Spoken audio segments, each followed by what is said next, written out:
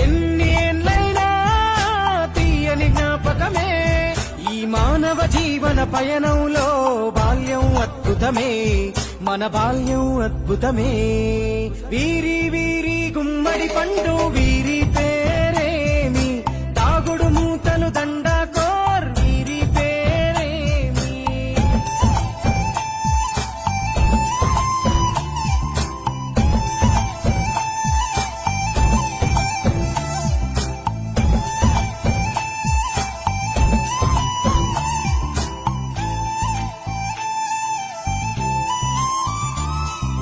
పంటలు పంచి దొంగను ఎంచి రేసాటాడితి మందరమే రేగడి మట్టిని ముద్దగా చేసి బొమ్మరిల్లే కట్టి